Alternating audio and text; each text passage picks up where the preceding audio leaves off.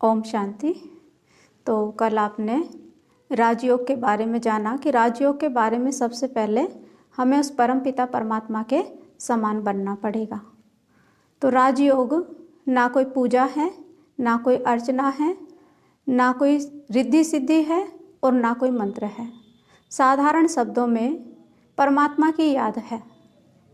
और परमात्मा की याद जैसे एक बच्चा होता है और बच्चे को अपने माता पिता की ऑटोमेटिकली याद आती है, तो यही राजयोग है।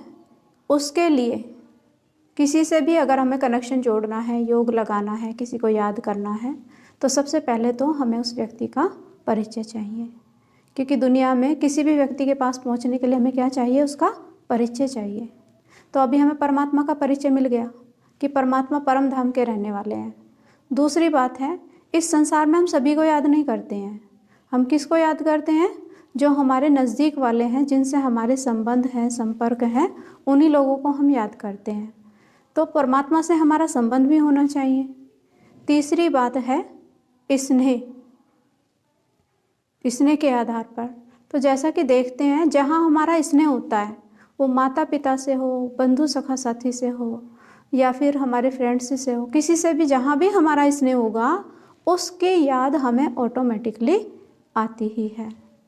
और चौथी बात, याद का साधन स्वार्थ भी होता है।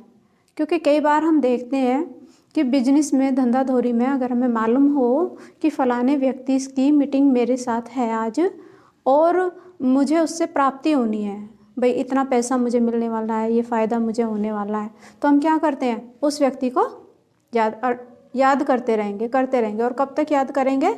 जब तक याद करेंगे जब तक कि हमारी मीटिंग होकर वो फ़ायदा हमें नहीं हो जाता है। तो अब आप सोचें, इन चारों में से हमें कौन सी याद परमात्मा के साथ जोड़नी है? क्योंकि परिचय हमें परमात्मा का हो चुका कि परमात्मा परम धाम का रहने वाला है। संबंध, भक्ति में भी हम भगवान को कहते थे वो माता पिता, बंधु सखा साथी, सर्जन सब कुछ है। लेकिन मुख से कह रहे थे, आप सोचें किसी देहधारी से हमारे इतने सारे संबंध नहीं हो सकते, लेकिन निराकार परमपिता परमात्मा से मुझ आत्मा के ये सारे ही संबंध हो सकते हैं। क्योंकि परमात्मा सर्व समर्थ है और वो सर्व संबंधों से हमें अनुभूतियाँ करा सकते हैं, प्राप्ति करा सकते हैं, हमें संतुष्ट कर सकते हैं। इसने जैसा कि एक लड़की का शादी होने के बाद ऑटोमेटिकली या सगाई होने के बाद ऑटोमेटिकली कनेक्शन उसके युगल से, उसके पति से लग जाता है, तो अगर हमें परमात्मा से स्नेह होगा तो ऑटोमेटिकली उसकी याद हमें आएगी। तो अब आप सोचें कि कौन सी याद हमें परमात्मा से बनानी चाहिए? तो निश्चित ही है कि सभी स्नेह वाली याद ही बनाना चाहेंगे।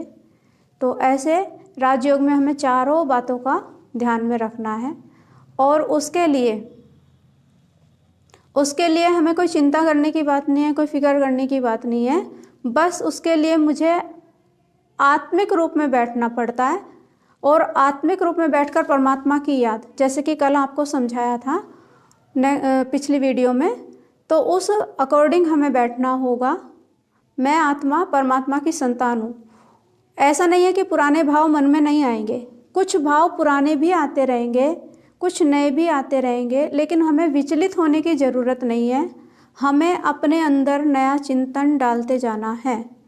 जैसे हम देखते हैं कोई ट्यूबवेल है, उसमें कचरा भरा पड़ा है और हम सोचें उसके कचड़े को हम रगड़ के कैसे साफ़ करें, तो हमें कितनी मेहनत और कितनी शक्ति और कितना समय हमें व्यर्थ करना पड़ेगा।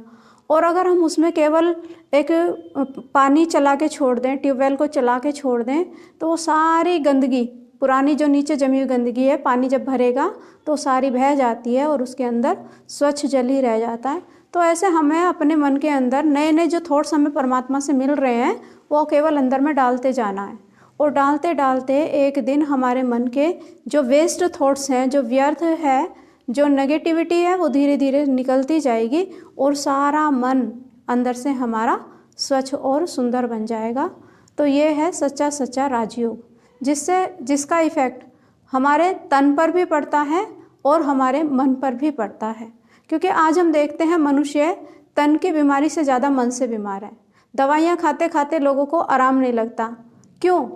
क्योंकि तन से ज़्यादा मन बीमार है। डॉक्टर्स भी कहते हैं बहन जी सोचना कम कर दो, कहीं अच्छे स्थान पर चले जाओ, कुछ अच्छी चीज़ें सोचो, कुछ अच्छा करो, हैं।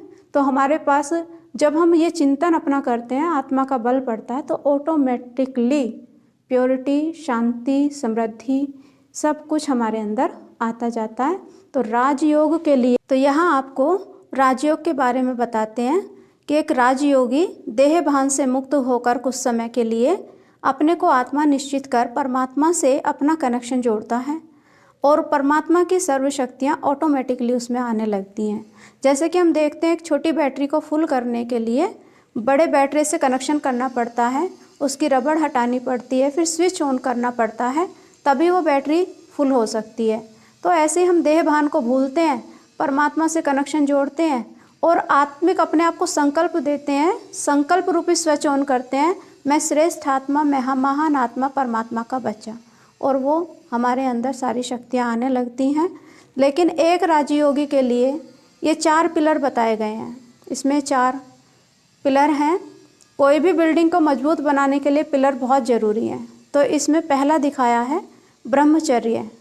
तो हमें तन की शुद्धि तो आज हम बहुत करते हैं, लेकिन अभी हमें दृष्टि की भी शुद्धि करनी है, संकल्पों की भी शुद्धि करनी है और मन की भी शुद्धि करनी है। दूसरा है दैवी गुण।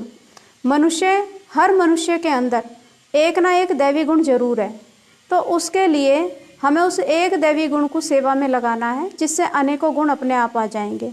तीसरा है शुद्ध अन्न।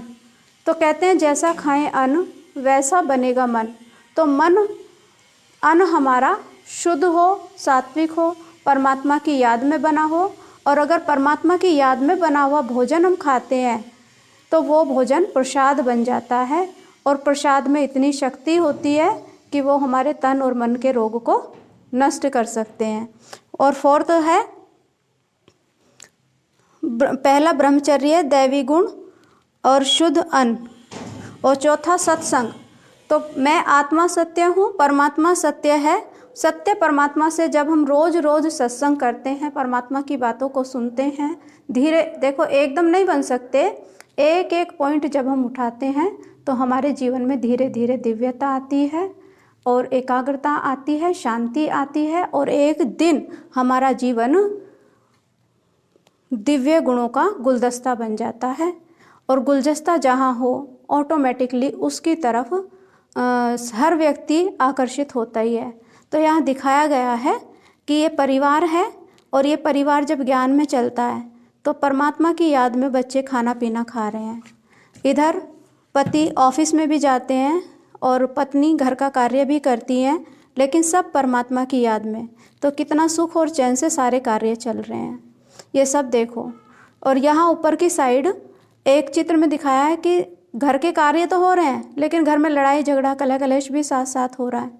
लेकिन राजयोग मेडिटेशन सीखने के बाद 7 डेज के कोर्स के बाद दैनिक दिनचर्या हमारी कितनी सरल और सहज बन जाती है। तो ऐसे हमें कुछ छोड़ने की ज़रूरत नहीं, घर परिवार में रहते हुए अपने जीवन को दिव्य बनाना है और कमल फूल समान बनाना है। तो यही है सच्चा राजयोग। बाकी राजयोग से हमें क्या प्राप्ति होती है वो हम आपको अगले चैप्टर में बताएंगे। ओम शांति।